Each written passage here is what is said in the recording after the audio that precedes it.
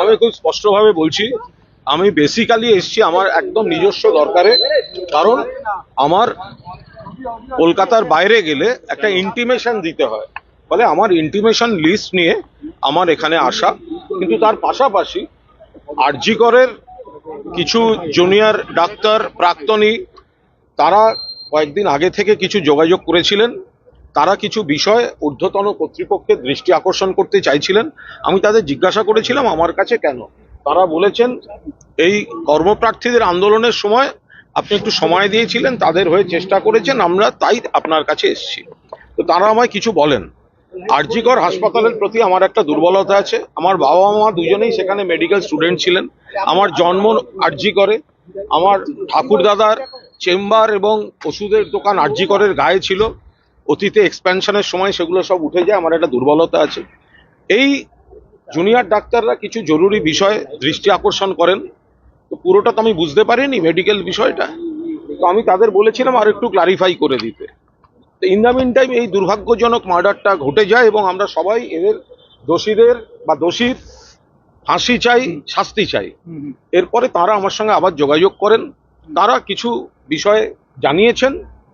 আমি তাদের অনুরোধ যে তারা তো এই গোটা ঘটনাটা যুক্ত নন, এই হত্যা এবং এই বিষয়টা, ফলে তাদের তো সিবিআই ডাকবে না। সন্দীপ ঘোষের বিষয় আমি কারোর নাম বলছি না।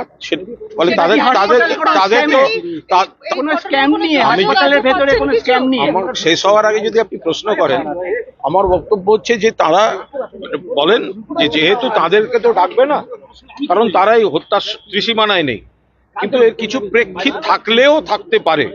ফলে তারা কিছু যা দিয়েছেন সেগুলো আমি যেহেতু আসছি, আমি অনুরোধ করব তাদের নিতে, তারা নিলে নেবেন, না নিলে না নেবেন।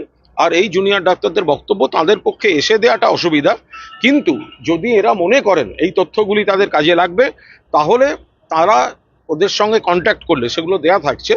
তো তারা কোঅপারেট করতে প্রস্তুত। আমার মনে হয়েছে এতে যথেষ্ট কিছু আছে। এগুলো সত্যি না মিথ্যে সেগুলো আমাদের পক্ষে। আপনিও তো জার্নালিস্ট, আপনার কি মনে হয় এটা খুবই ইম্পর্টেন্ট ডকুমেন্ট এই ক্ষেত্রে? আমি তো এটার সত্যাসত্য কোনো চেক করিনি। তারা যা দিয়েছেন এবং সেই ছেলে মেয়েগুলির যা আবেগ লজিকের, যারা প্রতিবাদী, যারা এই ঘটনার নিন্দা করছেন, যারা এই কোথাও কোনো গাফিলতি থাকলে সেটা চিহ্নিত করছেন, নিশ্চিতভাবে সেগুলো তো। ফলে আমি যদি তারা নিতে চান দিয়ে যাব, না নিতে চাইলে নেবেন না। কলকাতা আমার হাতে না, তার কারণ হচ্ছে এটা যদি কলকাতা পুলিশের হাতে থাকতো তাহলে ওরা নিশ্চয়ই আমায় অনুরোধ করতেন কলকাতা পুলিশের হাতেই দিন।